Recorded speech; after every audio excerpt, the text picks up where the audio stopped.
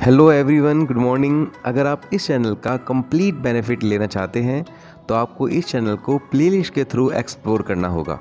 आप जैसे इस चैनल की प्लेलिस्ट को क्लिक करते हैं वैसे ही आपके सामने सारे टॉपिक्स की प्लेलिस्ट आ जाएंगी। मैंने यहाँ 10th, 11th, 12th क्लास के लिए फ़िज़िक्स लेक्चर और साथ ही बीएससी बीटेक के लिए भी physics lecture and free PDF notes with experiments यहाँ मैंने अपलोड किए हुए हैं। Hello students, good morning. और ये है lecture number 18, numerical on application of dimension. तो आज की जो क्लास होगी उस पर जो न्यूमेरिकल्स होंगे वो एक बहुत इंपॉर्टेंट कॉन्सेप्ट पे बेस्ड होंगे कि एक ही तरह की क्वांटिटी ऐड होती हैं और एक ही तरह की क्वांटिटी सब्ट्रैक्ट होती हैं। जैसे कोई भी इक्वेशन अगर फिज़िक्स में आती है, जैसे कोई भी इक्वेशन, जैसे हम थर्ड इक्वेशन ऑफ मोशन लेते हैं, v² equals to u square plus 2as। तो ये फिज़िक्स की एक इक्वेशन है, ये थर्ड इक्वेशन ऑफ मोशन है। तो यहाँ पर u स्क्वायर और 2as दोनों क्या हो रहे हैं, ऐड हो रहे हैं। जब भी दो क्वांटिटी ऐड होती हैं या दो क्वांटिटी सब्ट्रैक्ट हो रही हैं, इसका मतलब उनकी डायमेंशन सेम है। इसका मतलब dimension of u square is same as dimension of 2as। ये क्लियर हुआ आपको? मैं ये बात प्रूव भी कर देता हूँ। शॉर्ट में करें, u क्या होता है, वेलोसिटी। वेलोसिटी की डायमेंशन क्या होती है, lt-1। इसका क्या हो रहा है यहाँ पर, स्क्वायर।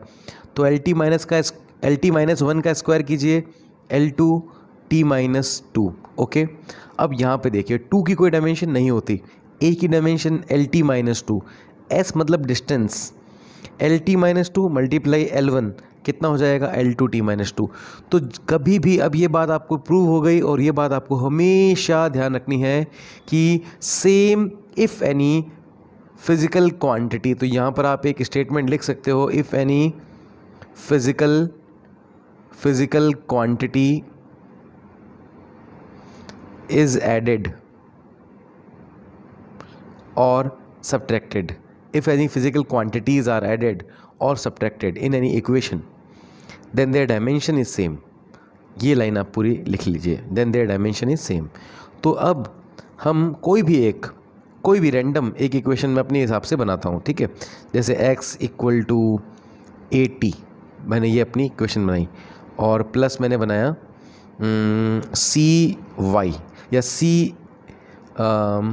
t²। ओके, ये मैंने कोई भी इक्वेशन मैंने अपने अकॉर्डिंग बना ली।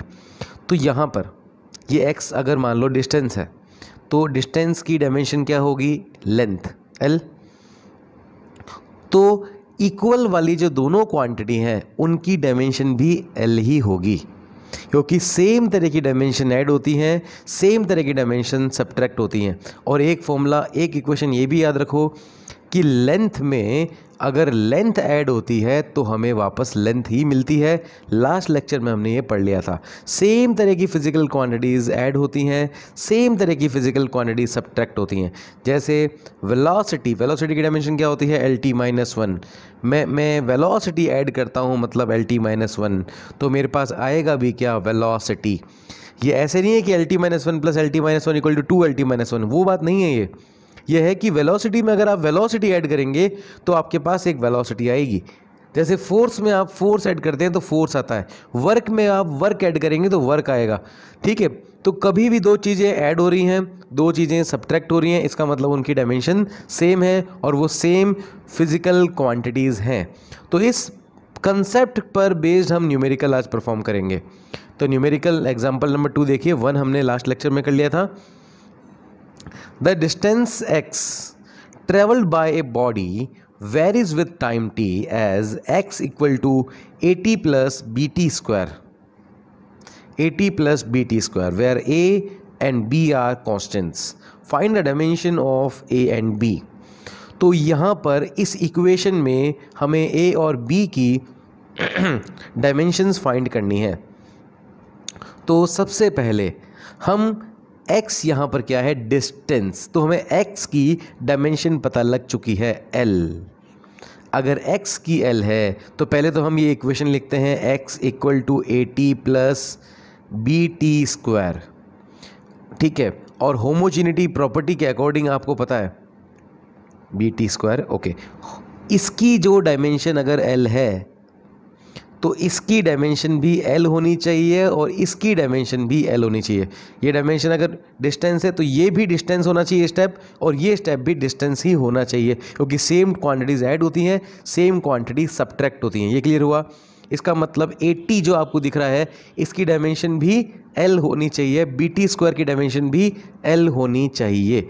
ये बात को आपको क्लियर हुई? ओके। तो यहाँ पर आपको करने का तरीका क्या है, जब आप सॉल्यूशन करेंगे तो लिखिए सबसे पहले स्टेप 1, ऐसे लिखिए, ओके। स्टेप 1 करके आप सबसे पहले लिखिए आपको जिसकी डायमेंशन पता है, x की डायमेंशन कितनी है L, यहाँ पर t क्या है टाइम, और टाइम की डायमेंशन क्या होती है कैपिटल T। तो सबसे पहले ये लिख लीजिए, ओके कर लिया। अब हम बात करेंगे स्टेप नंबर 2 की।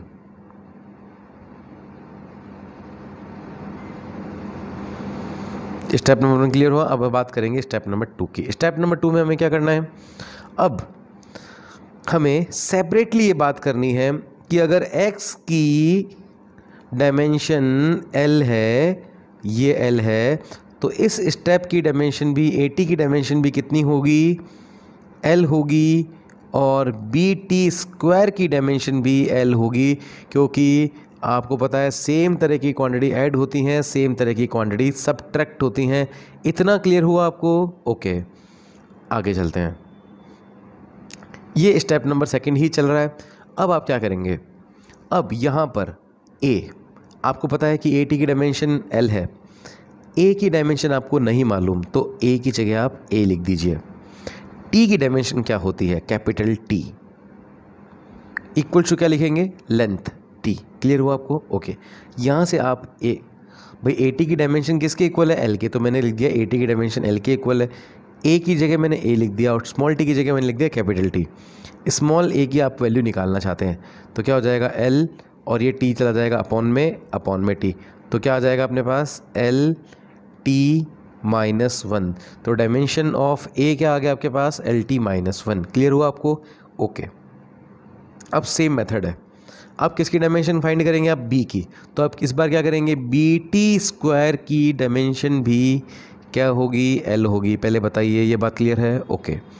अब आप क्या करेंगे, जो T² है, B की डायमेंशन तो आपको मालूम नहीं है, ये तो फाइंड करनी है। स्मॉल t की डायमेंशन कितनी है कैपिटल T, और स्क्वायर है तो आप भी स्क्वायर लगा दीजिए। और इन पूरी कंबाइंड स्टेप की डायमेंशन कितनी है L के इक्वल है, तो B की डायमेंशन क्या हो जाएगी, ये T² आ जाएगा डिवाइड में, ये आ जाएगा T², और ये बन जाएगी LT -2। क्लियर हुआ आपको ये? Okay, LT -2। तो यहाँ पर A की डायमेंशन हमारे पास क्या आ गई LT -1, और B की डायमेंशन क्या आ गई LT -2। तो कॉन्सेप्ट क्लियर हुआ, समझ में आया? एक हम न्यूमेरिकल और समझते हैं सेम इसी कॉन्सेप्ट पे बेस्ड, बहुत इंपॉर्टेंट है, मतलब बहुत फेमस है, ये हर बुक में आपको दिखेगा ये, ठीक है। तो ये है the pressure P, volume V and temperature T of a gas are related as pressure P plus A upon V²। ये इक्वेशन देख लो, V minus B equals to CT। यहाँ पर P क्या है प्रेशर, V क्या है वॉल्यूम, और T क्या है कैपिटल T है यहाँ पर टेम्परेचर। हमें A की वैल्यू फाइंड करनी है, B की वैल्यू फाइंड करनी है, और C की नहीं, हमें A और B का रेशो फाइंड करना है, A और B का। इसका मतलब हमें A और B की डायमेंशन पता करनी है, ठीक है। तो सबसे पहले हम क्या करेंगे, the pressure P volume V। तो जो भी क्वांटिटीज़ की डायमेंशन हमें पता है, स्टेप नंबर 1 लिखेंगे यहाँ पे, स्टेप नंबर 1, और जिनकी भी डायमेंशन हमें पता है उनकी डायमेंशन हम स्टेप नंबर 1 में लिखेंगे। तो सबसे पहले प्रेशर की, प्रेशर क्या होता है फोर्स अपॉन एरिया, फोर्स का M1 L1 T -2 अपॉन में एरिया L2, तो बन जाएगी M1 L -1 T -2। अब ये आपको डायरेक्ट याद होनी चाहिए प्रेशर की डायमेंशन। अब वॉल्यूम की डायमेंशन आपको याद होनी चाहिए L3, ओके। अब टेम्परेचर की डायमेंशन आपको याद होनी चाहिए, अपन क्या लिखते हैं टेम्परेचर की K, ठीक है। ये सब की हमने स्टेप 1 में डायमेंशन लग दी, ओके। अब स्टेप नंबर 2, हम सबसे पहले कांस्टेंट ए की डायमेंशन फाइंड करते हैं। तो देखिए ये इक्वेशन ले लीजिए, P plus a upon v square. अब P यहाँ पर क्या है, प्रेशर, और A क्या है, कांस्टेंट है। हमें इसकी वैल्यू नहीं पता, इसकी डायमेंशन हमें नहीं पता। A को ढंग से बनाता हूँ, P plus a by v square. P यहाँ पर प्रेशर है, A यहाँ पर कांस्टेंट है और V यहाँ पर वॉल्यूम है। लेकिन दोनों स्टेप, ये P और ये A अपॉन वी स्क्वायर क्या हो रहे हैं, दोनों ऐड हो रहे हैं। और जब दो क्वांटिटीज़ ऐड होती हैं दोनों की डायमेंशन सेम होती है। इसका मतलब जो डायमेंशन P की होगी वो ही A बाय वी स्क्वायर की होगी। क्लियर होगा, क्योंकि दोनों क्या हो रही हैं, ऐड हो रही हैं। तो जो दो क्वांटिटी ऐड होती हैं उन दोनों की डायमेंशन सेम होती है। तो प्रेशर की डायमेंशन इक्वल होगी A अपॉन वी स्क्वायर के। तो ये क्लियर हुआ। तो मैं ऐसा कर सकता हूँ क्या, मैं लिख सकता हूँ यहाँ पे A अपॉन वी स्क्वायर की डायमेंशन इक्वल होगी प्रेशर के, और प्रेशर की डायमेंशन क्या होती है, m1 L-1 T-2। क्लियर हो आपको इतना। अब मैं डायमेंशन पुट करूँगा यहाँ पर, देखिए V वॉल्यूम, मुझे वॉल्यूम की डायमेंशन पता है, और जब मैं डायमेंशन लिखूंगा तब मैं इक्वल का साइन लगाऊंगा, क्योंकि अभी मैंने डायमेंशन नहीं लिखी थी इसलिए मैंने एरो लगाया, क्योंकि यहाँ पर तो V की मैंने डायमेंशन नहीं लिखी ना, केवल V लिख दिया। जब दोनों तरफ डायमेंशन होगी तब इक्वल आ जाएगा, जब दोनों तरफ डायमेंशन नहीं होगी तब इक्वल नहीं लिखूंगा। क्लियर हुआ। अब यहाँ पर A अपॉन वी स्क्वायर था, V की डायमेंशन क्या होती है, L क्यूब, और इसका स्क्वायर करना है। तो यहाँ पर लिखता हूँ मैं L क्यूब, और L क्यूब का क्या हो रहा है, स्क्वायर। यहाँ पर मैं क्या लगा दूंगा, इक्वल।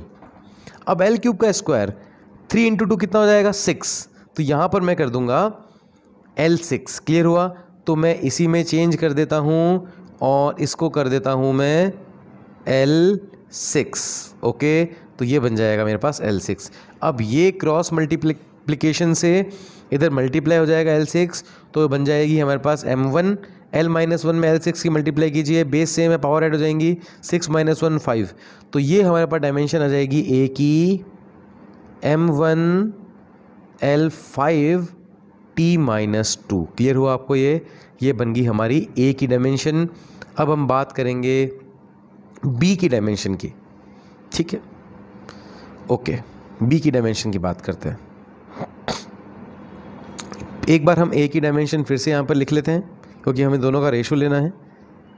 क्या डायमेंशन थी, m1 L5 T-2। ओके, अब V में से B सब्ट्रैक्ट हो रहा है, इस इक्वेशन को उठा लीजिए, V माइनस B।